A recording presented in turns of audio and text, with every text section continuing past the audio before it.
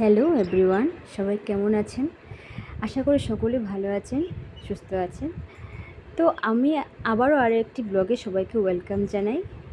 তো প্রথমেই বলে দিচ্ছি, এই ব্লগটি আজকের নয়, কালকের। তো কালকের ব্লগ আমি দিতে পারিনি, কারণ এডিট করতে সময় লাগে, সবাই তো জানেন। আর কালকে ওর ব্যস্ততার মধ্যে ছিল, সারাদিনটি চলে গেছে। আর রাত্রিবেলা অনেক রাত্রি হয়ে গেছিলো, যার জন্য আর এডিট করতে পারিনি। এডিট করে অনেক সময়ই লাগে।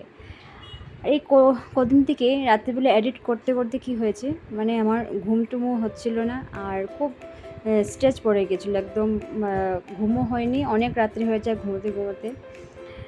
তো এইদিকে রান্নাবাড়া চলছে, পাট শাকের বড়া হবে, আর ভেন্ডির চচ্চড়ি, আর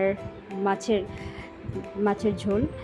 এদিকে আমরা পরে খাবো, তাই হাজব্যান্ড চলে যাবে আগে আগে ডিউটিতে, তো চলে যায় আগে।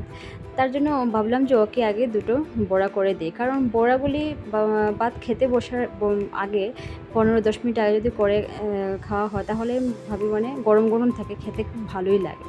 তোকেও দুটো করে ওকে দিয়ে দিচ্ছি, ও খেতে বসে গেছে। তো খেয়ে চলে যাবে ডিউটিতে, যার জন্য তাড়াহুড়ো লাগছে।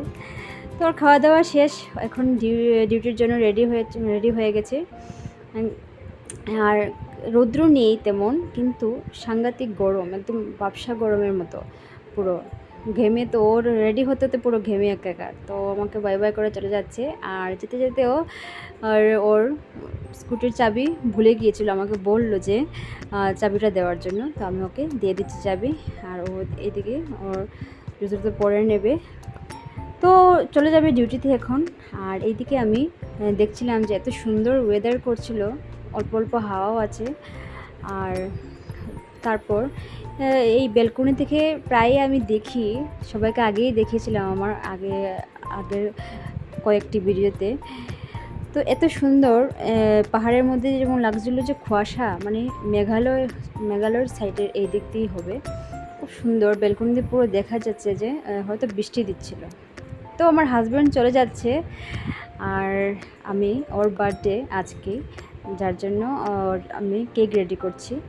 তো কেকটি বানিয়ে নিচ্ছি আগের দিনই রাত্রিবেলা, কারণ পরের দিন ঝামেলা হয়ে যায়। দুটো করলাম, একটি রাত্রে 12টার সময় কেক কেটে ওকে উইশ করব। তো কেক কেটে নিচ্ছি। তো তোমাদের কেমন লাগলো জানিও কমেন্টে।